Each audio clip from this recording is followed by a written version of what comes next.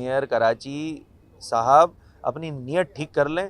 आपकी नीयत ठीक नहीं है ना आपकी जमात की नीयत ठीक है इस कराची को डेवलप करने में। बिल्कुल देखिए ये जो ब्यूरोक्रेसी है उसमें ऑब्वियसली ब्लैक शिप्स मौजूद है और कुछ ब्लैक शिप्स का मैंने तस्करा अपने उस असेंबली के स्पीच में किया था। बहुत सारे ब्लैक शिप्स आप भी जानते होंगे।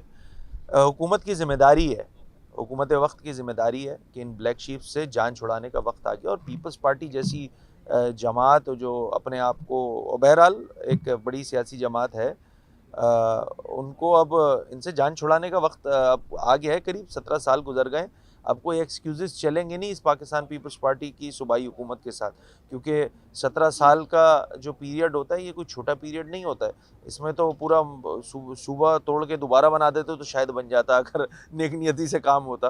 तो पीपल्स पार्टी के पास कोई एक्सक्यूज़ नहीं बचा। उनको खुद अपने सफ़ों में और फिर ब्यूरोक्रेसी की जो सफ़ों में ब्लैक शीप्स मौजूद हैं उनको उनसे जान छुड़ानी होगी, वरना ये चल नहीं पाएगी हुकूमतें और ये इस तरह मामला।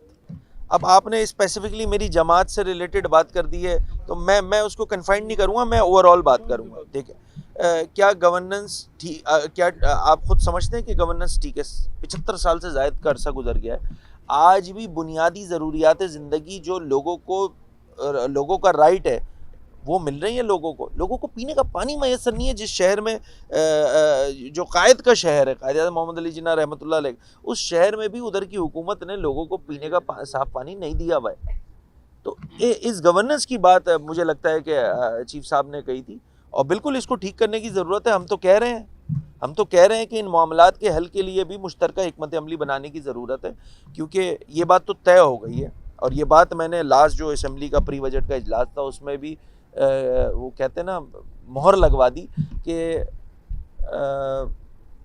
इनकी एडमिनिस्ट्रेशन फेल हो चुकी है, पीपल्स पार्टी की सूबाई एडमिनिस्ट्रेशन फेल हो चुकी है। ये है आज की ब्रेकिंग। और पहले लोग बोलते नहीं थे, लबकुशाई नहीं करते थे। अल्हम्दुलिल्लाह इतने सियासी जुर्रत है मौजूद हमारी कि हम with facts and figure, with logic, सिर्फ सियासी बात नहीं, सियासी डायलॉगबाजी नहीं, हम एविडेंस के साथ बता रहे हैं कि आपकी एडमिनिस्ट्रेशन फेल हो गई।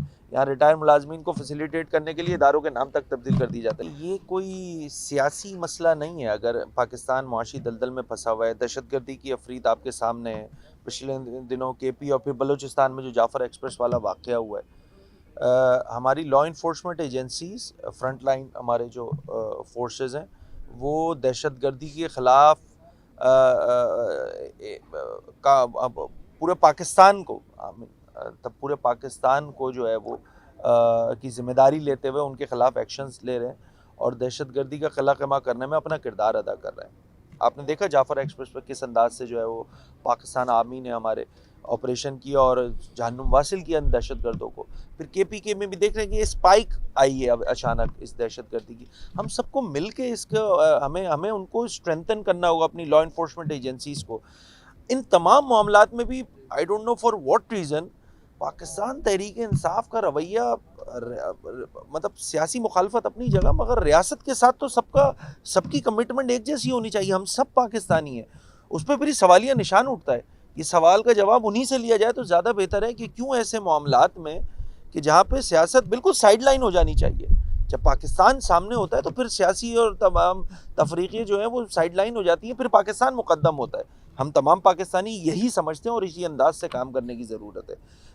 बदकिस्मती है कि सियासी मफादात या उनका लीडर या मैं तो फाशिस्ट लीडर ही कहूँगा उसको, जिस अंदाज से इस पाकिस्तान को भी मुकद्दम नहीं रख के जो है वो अपनी ज़ाती उनके कुछ गोल्स हैं वो अचीव करना चाहते हैं। बदकिस्मती है, समझना होगा लोगों को, देखना होगा जिस तरह ब्लाइंड ट्रस्ट कर रहे हैं लोग उन पे, तो उनको भी रिविज़िट करने की ज़रूरत है।